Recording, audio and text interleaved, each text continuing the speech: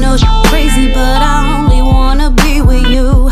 You think I'm shady cause I'm out here trying to make some moves, but it ain't like that. Just know that I'll be right back. I'll give you all my time just to let you know you're mine. It ain't nothing, promise I'ma do it all to give you something. This love I got is only for you. You're my comfort, my future husband.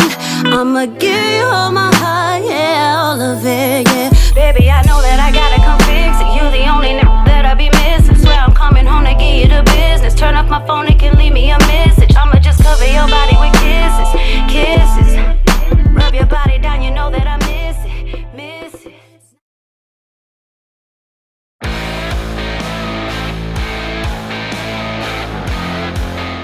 My name is Rob, and I want to make something for your next film. You have to feel what you're making, and you have to become part of what you are making to make it good. I sculpt humanoid characters all the way from 1/6 scale up to full scale. I got to create this 8-foot-long werewolf that moves, breathes, bleeds, everything you want to see in a movie.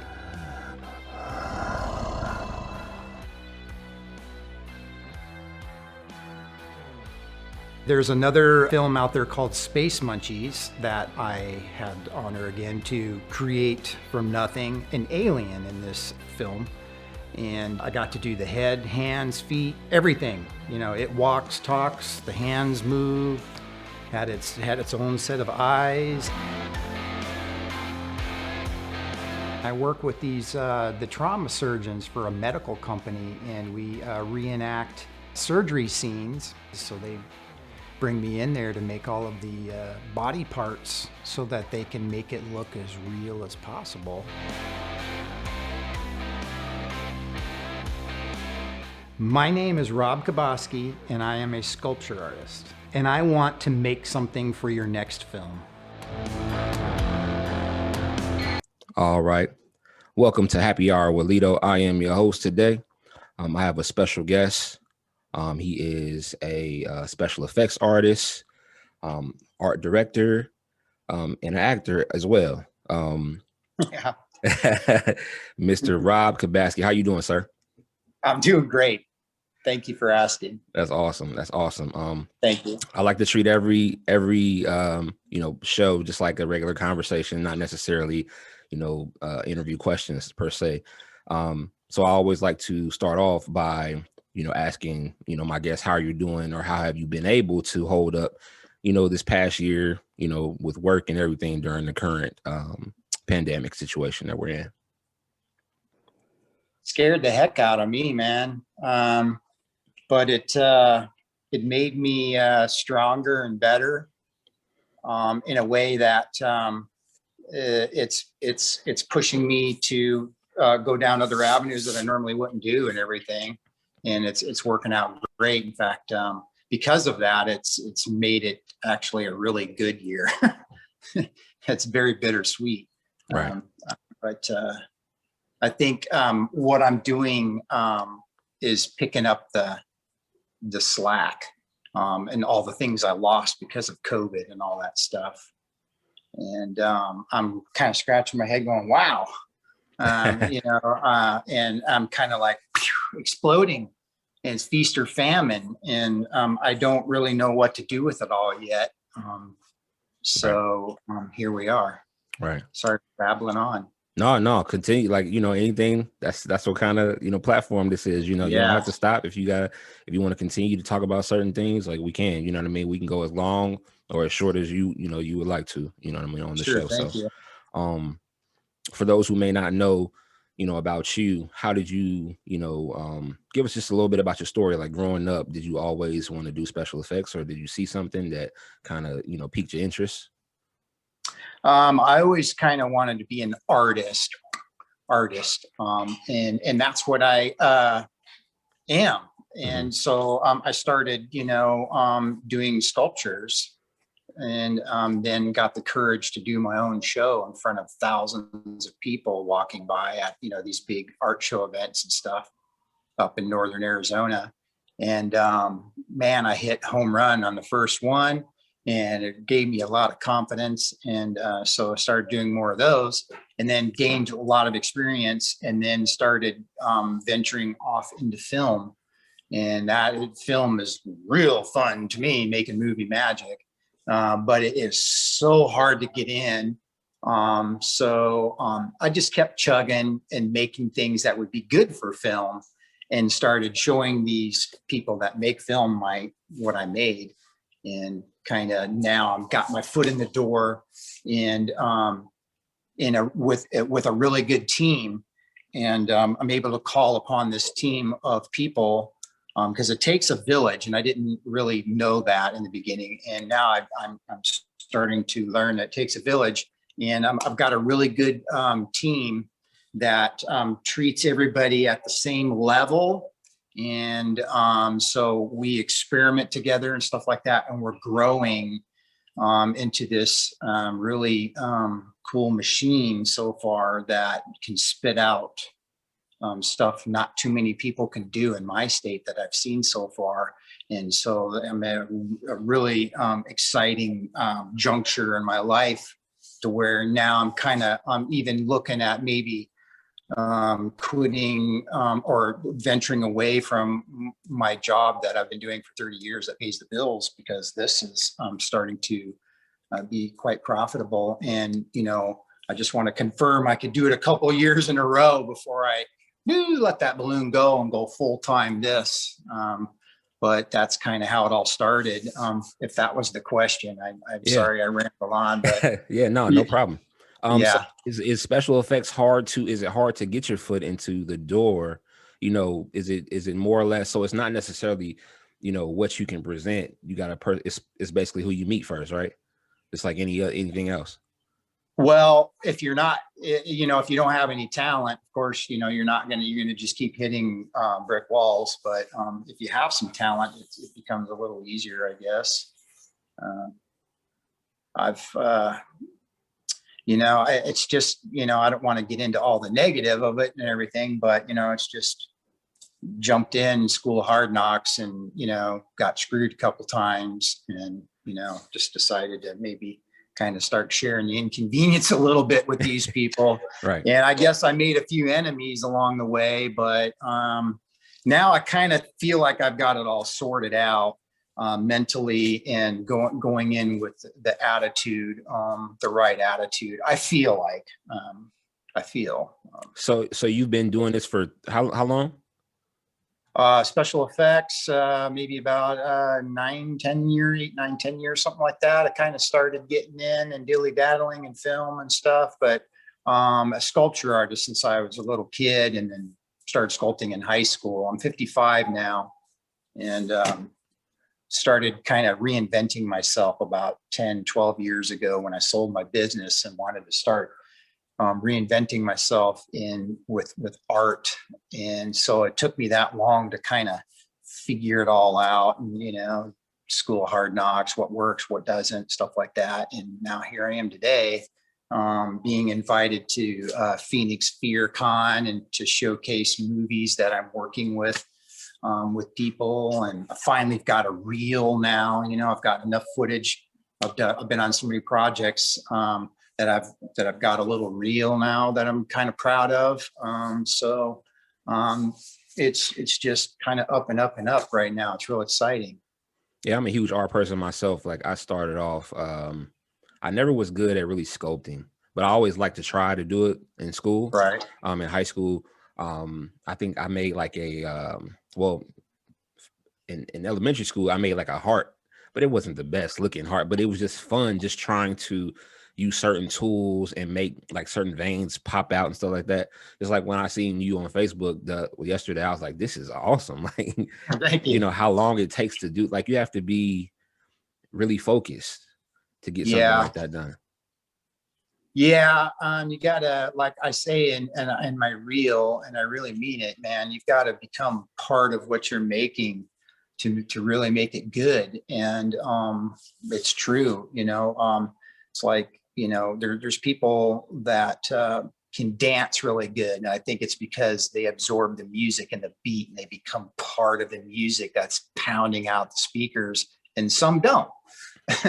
And, you know, that's not good or bad or whatever. It depends on whatever you're into. But, you know, if you want somebody that dances good, you know, they've got to be able to absorb and feel the music and dance. And, you know, I don't know, you know, you just got to become like, you know, if somebody's a monster, and they're going to crawl, how would it just be real scary to me?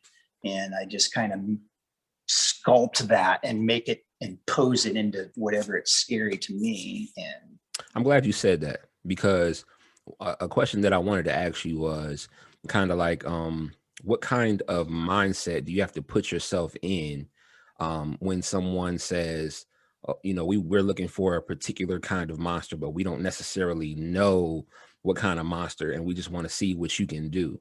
Like, what kind of mindset do you have to put yourself in to make something, to make a monster, or to make something look as real as possible? they give me the script. Okay. And a lot of times they'll give me the script and I'll read it. And I kind of can picture this in my mind and everything. And then I kind of, sculpt little maquettes, sculpture maquettes, and say, what do you think of this? And or pictures of that sculpture. What do you think of that? And, a lot of times they'll tweak this or tweak that. And then, oh, like this, show it to them. Yeah, that right there. So a maquette is is that like a smaller version of what you would normally make? Yeah, it's like a 1/6 scale. So everything's like I go by head sizes. We're 8 heads tall. And if if something's 1/6 scale, then that head's 1/6 the size of my head, plus 6 of them tall. To give you an idea, it's about 11 or 12 inches tall for if I'm sculpting some kind of humanoid. And it's just easy to spin around and get from head to toe on your desk, as opposed to something enormous like this behind me. So a lot of people, they'll draw, and I used to draw, and then when I got to high school, my high school teacher turned me on to sculpture, and I never drew again. So everything, I'll present my examples through sculpture. Okay, so you got into sculpting in high school. Did you find that it was a little more challenging, but the benefit was it more beneficial to you as opposed to just drawing something nice? Yeah, because if you look at all the contests, it's drawing or painting. There's really never any sculpture or special effects or That's true. Stuff like that. So like there's 10 sculptors to 100 for every 100,000 painters and pencil drawers. But it's not, it's not about that. It's about what you really love to do, and, develop your own style and do what you love. Otherwise, it's going to turn into a job. Sometimes it turns into a job for me.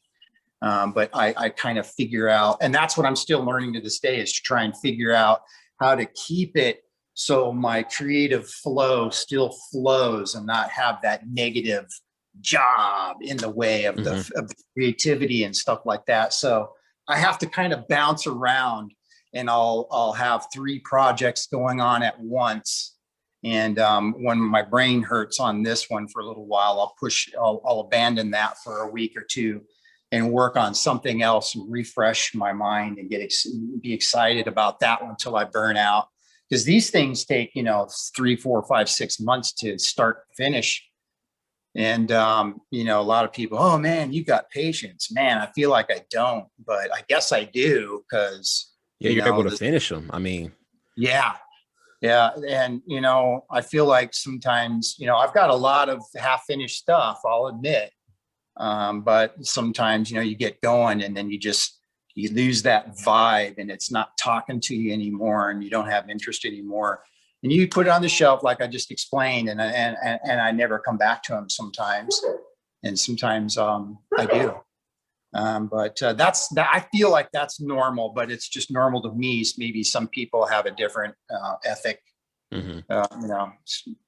like, you know, when you eat, some people eat all their mashed potatoes first and not all their peas. Me, I'm like, I like to mix it mix them. all Yeah, up. I do too. You know, my work area is a mess, but I know where everything is. And, Right. you know, I'm just one of them dudes. Cool. So explain, you know, the guy that you got behind you. Like, how long did it take you to finish him? And did you use him for something? Is he going to be on something, or? He's it's my version of like a Frankenstein, you know, it's square head, got spikes in the neck, everything, but I'm kind of just throwing my own little spin on it. And I'm presently working on the doctor that's going to be standing next to him. And this is all full scale. And I'm working on a doctor that's going to be having his hand on the shoulder and holding himself up with a cane. And when this gets done, it's going to be shipped to the East Coast somewhere, and it's going to be just in Salem. And thank you. And it's going to be in some museum, really fancy museum, I hear, and it's going to be like right up front in the main. That's you know, awesome. The front row. You know, it sounds like this is going to be his baby, and I'm very, very honored to be chosen to make that for this guy. And he's also a filmmaker and stuff like that. And he had just mentioned to me the other day about wanting me on his project and stuff like that. So, you know, it's really neat how everything just kind of leads to another and connections. And that's another thing I'm learning too, man. You know, I'm trying. I hovered around about 100 friends on Facebook. And I'm more of an introvert, kind of a quiet guy, you know. But just recently I've been getting so many friend requests, and I've just decided to just let them all in and let's let them see the art and everything. And I'm learning that, you know, that's a good thing to network and have people that know people that know people. And so that's another thing that I'm learning that works really well too. And it's helping me be a better person in society and everything also too, because now I got to watch what I say. Because there might be a really important person eyeballing me that I don't know, right. You know what I mean? And I'm blowing it. So it's helping me.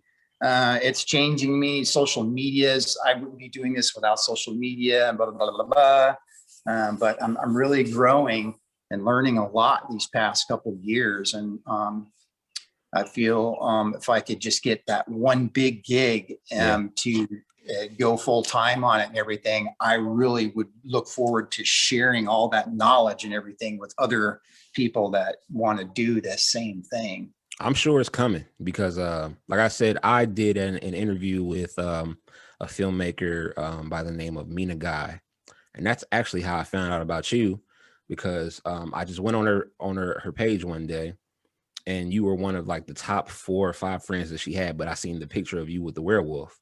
Yeah. And I was like, oh, shoot, let me, you know, because I'm a huge horror film person. And like, I'm going to get into that also, like, of course, horror, you know what I'm saying? I love it. But like, we had our conversation, and then she showed me one of her short films. And then I went on her page, and then I had seen you, and then I seen the werewolf, and I was like, oh, shit.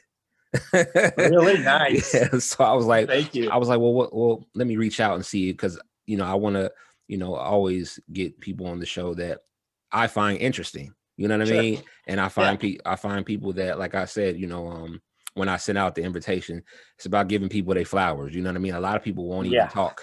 You know what I mean? They won't even. I like how you worded that. I'm like, wow, I've never heard that before. That's kind of cool. Giving people their flowers, because you know what I mean? We all have a gift, and you know, a lot of people don't really get a chance to really show people their gift. I agree. You know what I mean? And you know, so many people are worried about asking. And so I was like, well, let me just ask. And you said, yeah, like right away. Like, yeah. What the heck, man? It's fun. That was awesome. Thank you.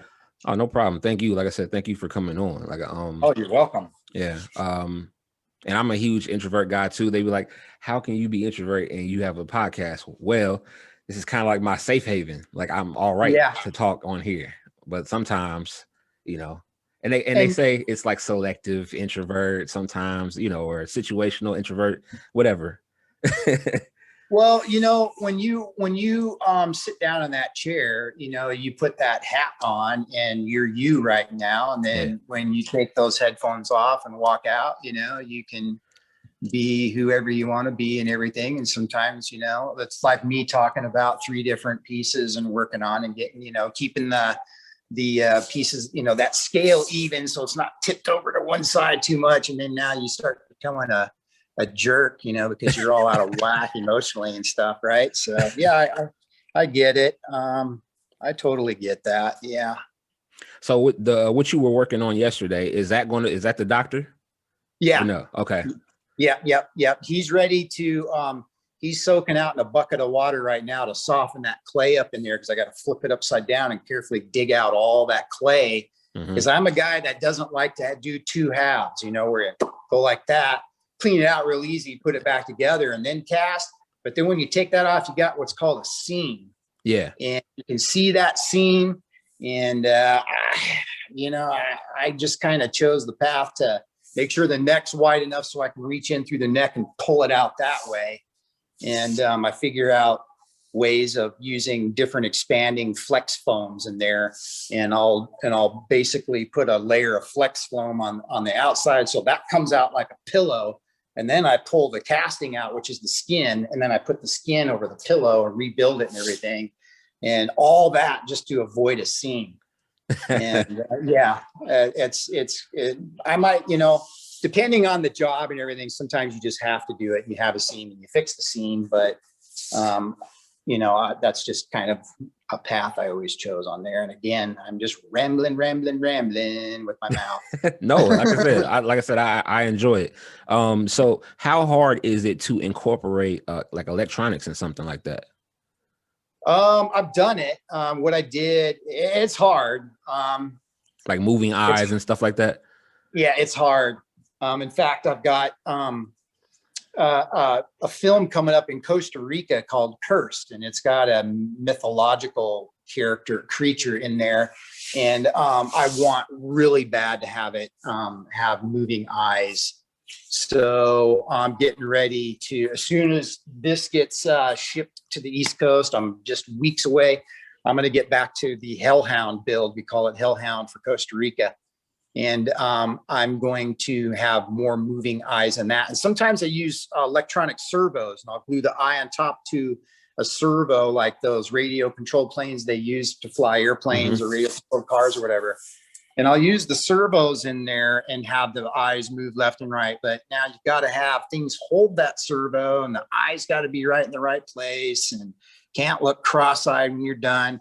So many things to figure out, but I've done it, and it's just a lot of work, and it's just a lot of work. So unless there's something really eclectic that needs to be done, like this one coming up in Costa Rica, I'll do it. But other than that, I stay away from all that stuff unless I'm getting paid. It's just so time consuming, man.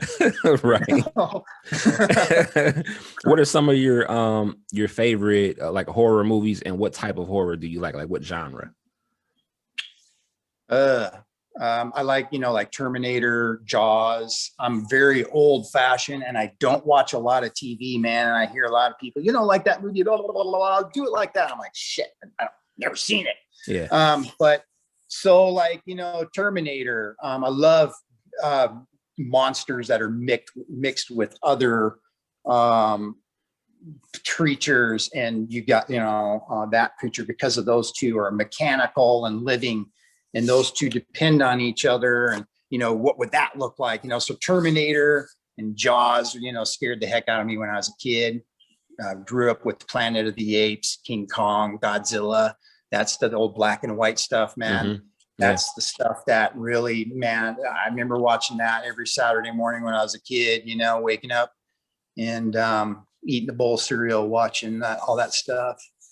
Remember the old Riddell models that had the Hunchback of Notre Dame and the Planet of the Apes little model? I was building all that stuff back when I was a kid, doing all that. And so now it just kind of, now here I am, doing it for film. It's kind of like I'm living the dream, man. But I'm, I'm not, money isn't everything, but you can't try and live without it. Right. It's hard. Right. But so like, when I can go full time or I get a big gig or anything, to me, it'll be like winning the lottery. Yeah. Personally, that's how passionate I am about doing, how cool is it to travel all around and make monsters for film? Yeah, I know, that'd be crazy. Right. That'd be crazy. Yeah. So what are you using the werewolf for? I just made it. Oh, okay. True story. Everybody's like, well, what featured movie was that in? I'm like, dude, I just made it, man, because I wanted to make it. And I knew, because I had like this lull. I couldn't buy a job. I couldn't pay somebody to work on their film and this and that. And I'm like, all right, you know what I'm going to do? I'm going to make a werewolf, because I've always had a dream of making my own film that involved a werewolf. So I just decided to go to the art store, and they didn't have all the clay I needed. So I had to order it, put on the credit card, 650 pounds of wet clay, sculpted that werewolf, made the mold, and then casted, spent 3 weeks every day, some 10-hour days, punching hair, and got it all done. And then started talking with some friends and stuff like that, and then we decided, we wanted to experiment with some film. And so we did this, and that didn't work. And one thing led to another. Some guy over in Kansas City saw the picture like you, same story, calls me, and long story short, jumps on an airplane, flies down to Arizona just so he can film with the monster that I made. And it was such an honor. And that one's, I think we're working under that one. That one's, we're working under a title called Desert Fox on that one. And there's a couple pickups we need to do yet on that. But from what I've seen, man, it's just mind blowing. I didn't realize that, my stuff looked that good on camera, because a lot of times I've been on films and, I'm told we'll give you footage, blah, blah, blah. And I never see it. It just disappears and it's top secret, never to be seen again. And that's so frustrating. And a lot of you people out there that are acting and need all this stuff for your reel, you can't get footage and everything, man. I feel your pain. So it sucks. But so I just decided to wake up one day and make my own thing and find some friends. If I had to, I was going to film it on the phone I'm talking to you on right now. Mm-hmm. And I'm going to make it happen, because people need to see what I can do. And people can't see or know who Rob is if all this stuff's in everybody's computer. So I just got fed up and I made that werewolf just to show people who Rob Cobasky is, and it really worked. Yeah, I mean, because that werewolf looks so realistic. It reminded me of like the way werewolves used to look when the human was changing into the werewolf, like how the hair would look. And man, when I seen it the first time, Werewolf in London, baby. Yeah, exactly. Remember that movie? Yeah. That's exactly what it reminded me of. And I was like, this is the real deal. Yeah, I kind of stopped. I wanted, I don't want to copy somebody. So I kind of just, I just looked at dogs and just went at it and mixing the human anatomy. And this guy's going to be, have big legs and, blah, blah, blah, blah, just kind of pumped it out. I didn't draw it or anything. I just had it all in my head and started sculpting it out on this big old table with wheels. It was a special gurney like table I made for it, because it was just going to be so heavy and everything. And then after I got done making that mold, I had to have friends come over and help me lift that thing up off the gurney. After I had already slid it off to the side and started pulling out the clay of the bottom side and everything to get a couple 100 pounds off of it so we could, lift it up without destroying the mold. And we got it all. Thank God I got one good casting out of it. Have ran into some problems doing that too, even, but I was able to get something on camera and get other work from it and stuff like that, meet lots of new friends and everything. So knowing that, when next time I have a little lull, I'm just gonna get my own bubble and make another broad Cobasky monster and, fly with the Eagles, man. Yeah, for sure. That's my plan. For sure. So I seen something now. Is there a film called Her Monster that you made the monster for? Yeah. In fact, we just finished filming that just like a week and a half ago. And it was very exciting, lots of pressure, lots of work. Director Ted Tanaka, my friend, I'm pretty excited for him, because this is his first real big project like that involved special effects and money. It's $5,000, $6,000, $7,000, $8,000 is a lot of money to us little guys, So this guy had a crowdfunding campaign going and everything, and got it funded, stuff like that. And then Phoenix FearCon reached out to all like 4 or 5 of the main cast and crew members of that film, and invited us to Phoenix FearCon this fall to do a private screening and have a little panel with questions and questions and answers and all that. Oh, that's going to be cool. So, yeah, so it's be kind of neat. So now we're all excited, and there's a couple little pickups we've got to do to make it perfect and stuff like that. So I think we're gonna be back on set in about 3 or 4 more weeks to get all of those pickup shots that we need to make that film the best we can with our budget, and show it to the people there at FearCon. We're real excited. So do you make your own, so when you say things that you may have finished and things that you may not have finished, do you have your own little gallery of stuff that you just have sitting around, or what do you do with it? I mess with my wife.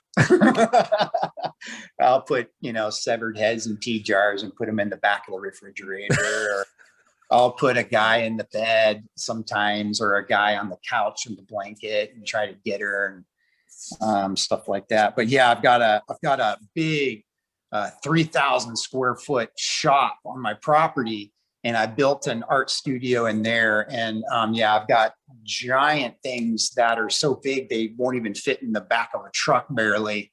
Wow. That I've made just because I made them. And then I've just got a lot of stuff that I wasn't able to sell at a couple art shows and everything. So I just kind of archive them and put them up on. I've got a sculpture in my studio in there that I made probably 40 years ago, 35, 40 years ago. I still have it.